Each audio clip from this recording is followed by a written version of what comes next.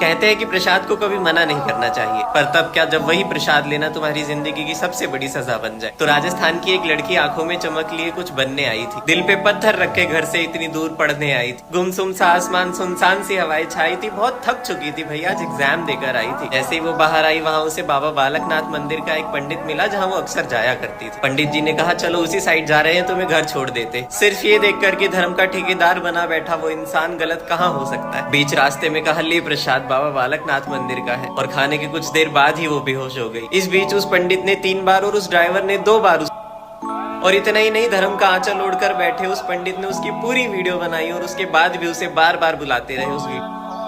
क्या बीत रही होगी उस लड़की पर। अरे इंसानियत क्या, भगवान से भी उसका विश्वास टूट चुका होगा। क्या गलती करी थी उसने, प्रसाद ही तो लिया था। अरे माँ बाप ने दिल पे पत्थर रख के उसे इतनी दूर पढ़ने भेजा हो। जितना हो सके उतना इस वीडियो को ज्यादा से ज्यादा लोगों को।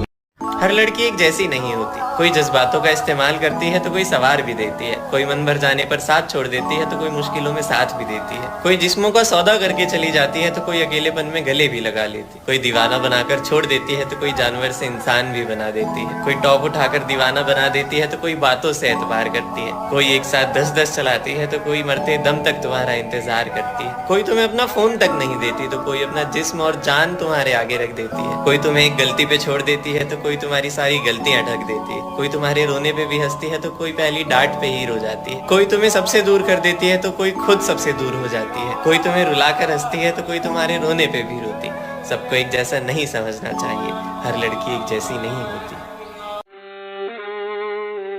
वर्जिनिटी शादी के बाद दिया जाने वाला तोहफा है, पर आजकल की लड़कियां उसे as a birthday gift present कर देती है। तो मेरी एक दोस्त थी, संस्कारी टॉपर, सुंदर अप्सरा, अमीर इतनी की BMW में आती थी, हर चीज में आ गई थी सिवाय प्यार मोहब्बत के। फिर एक दिन वही कहानी हुई, एक लड़के से बात हुई, नजदीकियां बढ़ी और मोहब्बत हो गई। पर एक दिन उसने बोल ही दिया कि भाई अब करना है, तो लड़की ने साफ मना कर दिया। 4 महीने तक उनकी रोज इसी पे लड़ाई चली, लेकिन हजारों कंफर्मेशन लेने के बाद लड़की ने फाइनली उसे परमिशन दे ही दी। पर इस बार क्या हुआ कि पीरियड्स लेट हो गए, दोनों डर गए, लेकिन 1.5 हफ्ते बाद आ गए। लेकिन उस 1.5 हफ्ते के बाद लड़के का बिहेवियर बहुत चेंज हो गया। अब वो इतना चेंज हुआ तो लड़की का लड़ना तो बनता था, तो बस कई सारी लड़ाइयों के बाद उसे टॉक्सिक बोलकर ब्रेकअप करके चला गया। इसमें गलती किसकी, लड़की की, कि उसने विश्वास कर लिया। पहले वो कईयों को गर्लफ्रेंड बनाकर उनकी वर्जिनिटी लेगा, फिर शादी के वक्त अपनी मंगेतर से सवाल करेगा कि वर्जिन हो या नहीं। जो लड़कियां वर्जिन नहीं है उन्हें ऐसे कैटेगराइज कर दिया है जैसे वो बहुत ज्यादा इम्प्योर है। और तुम वर्जिन हो या नहीं फर्क नहीं पड़ता है, तुम पहले भी एक शहजादी थी और अब भी एक शहजादी। अपनी वर्जिनिटी बचाकर रखो, लड़कियों को बोलने से बेटर है कि लड़कों को समझाएं। कुछ पल सालों से संजोई प्यारी सी चिड़िया अचानक आंसुओं से रूठ गई। मेहंदी का रंग भी ठीक से नहीं निकला था कि सारी चूड़ियां टूट गई। बहुत चुन चुन कर एक सपना सजाया था, 8 साल के इंतजार के बाद उनसे ब्याह रचाया था। खुशियों के तिनकों से बुना एक आशियाना सजाऊंगा। झूठे थे वो कह कर गए थे कि मैं वापस जरूर आऊंगा। कल की बातों को याद करके मन कहीं खो रहा था। घर के बाहर बैठा पंछी खामोश होकर रो रहा था। अचानक एक कॉल की आवाज आई, उनका दीदार करने के लिए भागी चली आई। कॉल उठाते ही एक अजीब सी आवाज आई और जोर जोर से उनका नाम चिल्लाने लग गई कि माँ समझ गई कि अब उनका लाडला घर वापस कभी नहीं आएगा। उजड़ गया सुहाग, मिट गया सिंदूर। समझ ही नहीं आया कि कैसे यकीन करती कि अब उसका हमसफर कभी उस पे इश्क नहीं जताएगा। सबसे मुश्किल चीज होती है इस दुनिया में अपने हमसफर को खो देना, वो भी तब जब बरसों से किए इंतजार के बाद पल भर में सब कुछ उजड़ जाए। बिग बॉस की रील्स या अंबानी की शादी की कई रील शेयर करी हो, पर देखते हैं इस बहादुरी और प्यार की कहानी को तुम अमर बनाते हो या नहीं। भेज दो।